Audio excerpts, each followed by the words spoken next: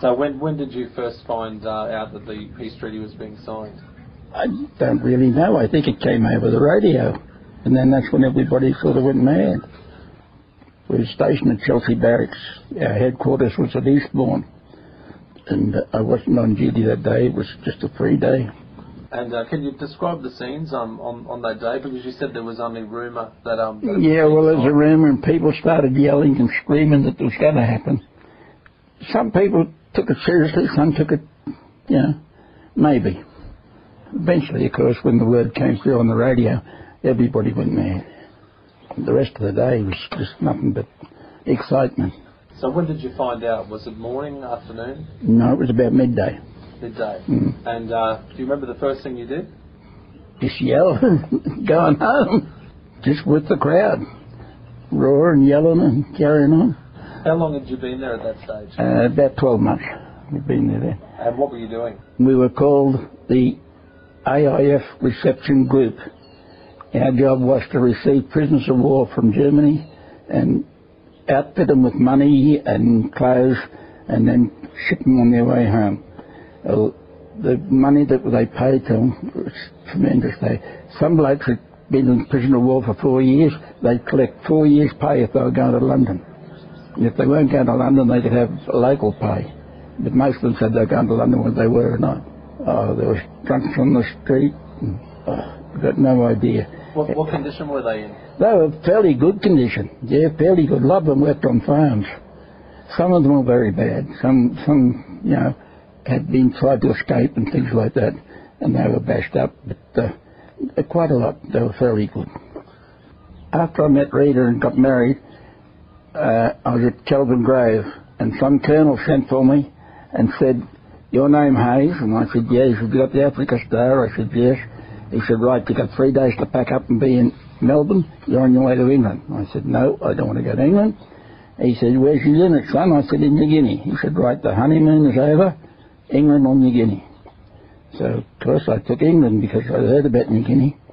And we raced down, got on the train and raced to Melbourne. Missed the boat in Melbourne. There was 250 of us supposed to be from the Middle East, served in the Middle East. And we took us back to Sydney and put us on a Yankee bomb-happy boat. Well, there were some bomb-happies on board. We sailed to San Francisco, were stationed at Angel Island when we first got there.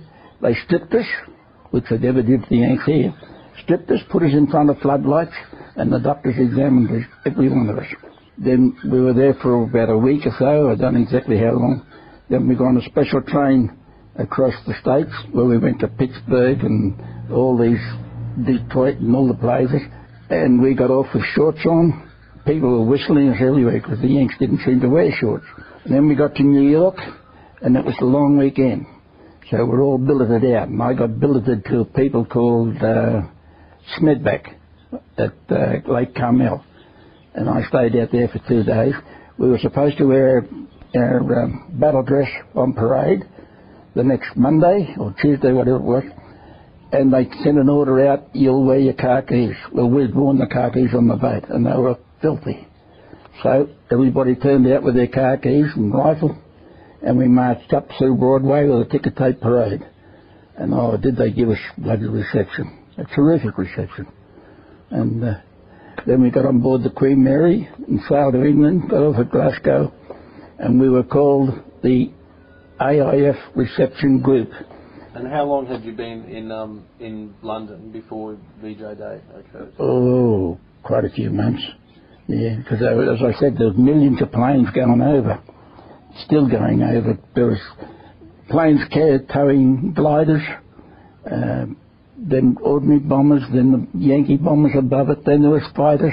As far as you could see, behind you, in front of you, and east and west, there was planes. The sky was full of planes.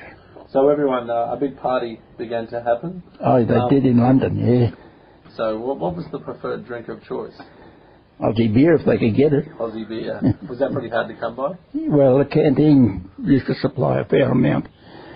Our Australian steaks used to come in through the canteen service, and the people would give you anything for a steak, because English people had never seen steaks for years. So the words come through. You've there's a bit of a ruckus. A lot of people celebrating in their own way. Did they take the party anywhere, or did they just party on No, site? partied on the street where they were. Right, and were there many civilians around? Oh, hundreds of them. What were they doing? Just yelling and cooing and carrying on. So it wasn't as though there was a parade. No, there was no parade. It was just a mess. And how was everyone dressed? Just normal everyday dress. There was a hell of a lot of uniforms amongst them. Right. You know, air wardens and all that, police and the girls' army, women's army and all that. There'd be more uniforms than there would be civilian dress. Did it get to the stage where sort of it had to be calmed down, or was it? No, I don't think anybody ever calmed it down. I think it just expired itself out. How long did it go for? Well, it was still going the next morning. I got up the next morning, they were still yelling and killing. Some of the blokes, they got mixed up with girls, and it was a hell of a mess. How long did it last? I don't know, to be honest, because I went back to Eastbourne. And when you went there, you were back on duty handling POWs? Yeah, that's the same thing. How many POWs do you think that you guys saw during that time? I wouldn't have a bloody clue. I honestly wouldn't. Hundreds? Hundreds. Yep. Yeah. Were most of them Australian? Yeah, they were all Australians. Oh, was you were handling Yeah, Australian? we had Russians, POWs, but they were cleaning the beach of all barbed wire and entanglements and things like that. They had them working down on the beach. We went back to Eastbourne, and that's where we assembled to eventually take the last prisoners and come home. So you had already been taking prisoners? Oh, before yeah, that stage? yeah. Right, Oh, yes. And it was about 2 months after we got the last prisoner that we got home.